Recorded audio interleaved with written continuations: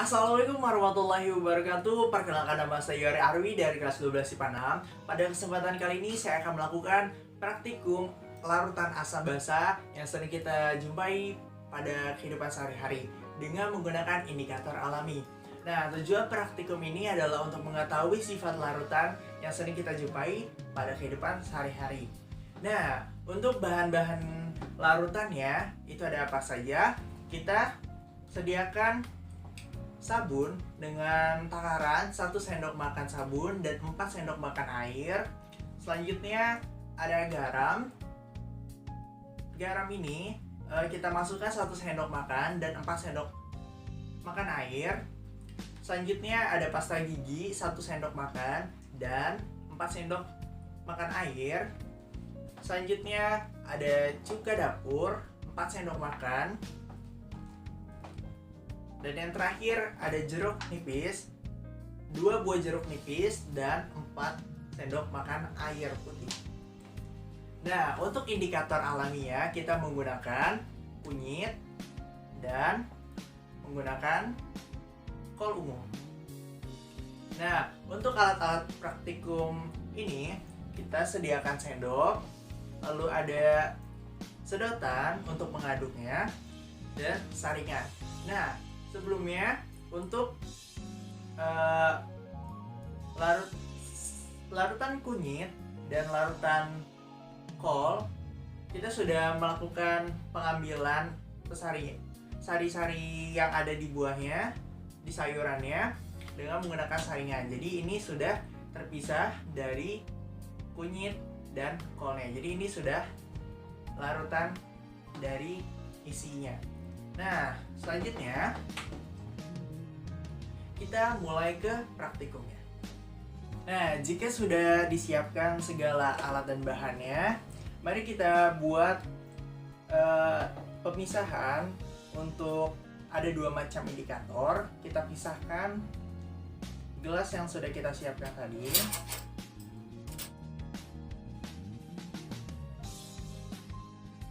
Agar kita bisa melihat perbedaannya.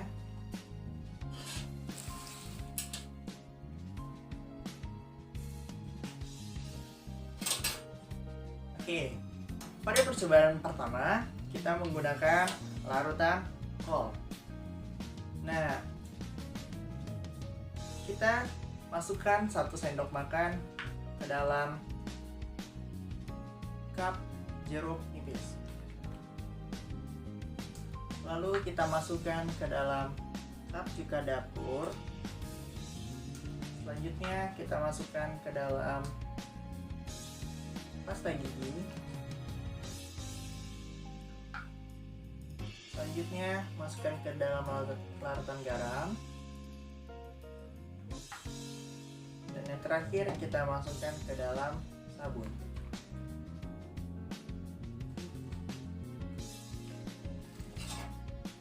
Nah, pada percobaan kali ini kita harus memisahkan penggunaan sendoknya agar tidak tercampur antara satu indikator dengan indikator lainnya.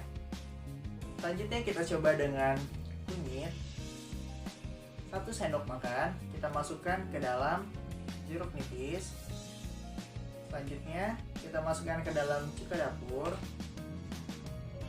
Selanjutnya kita masukkan ke dalam pasta gigi. Masukkan ke dalam garam.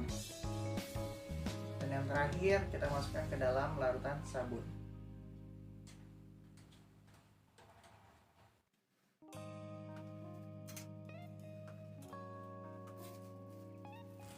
Jika sudah, kita pisahkan antara 2 indikator yang sudah kita uji coba.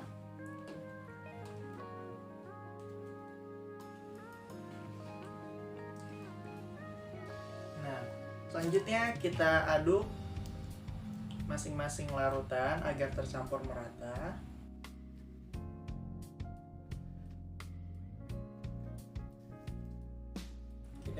Kita aduk hingga merata semuanya.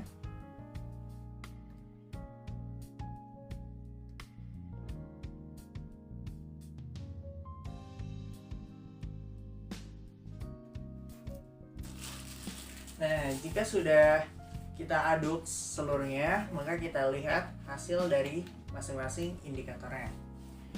Kita bisa lihat dari jeruk nipis.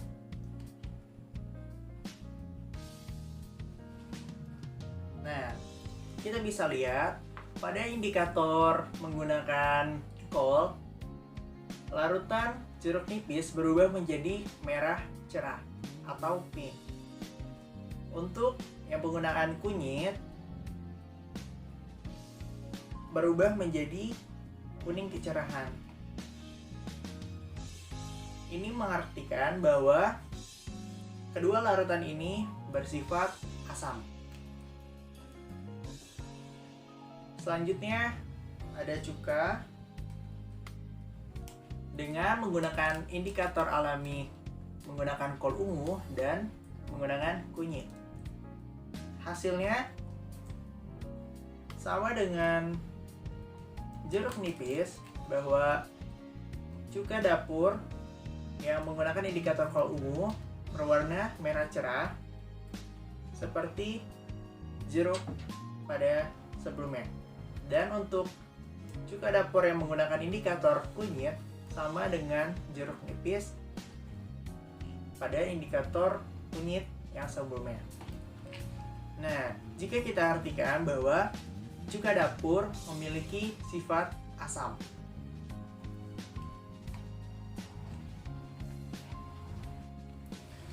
Selanjutnya kita lihat pada sabun dengan menggunakan indikator kol ungu, yaitu larutan sabun berubah menjadi kehijauan.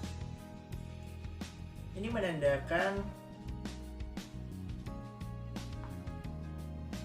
bahwa larutan sabun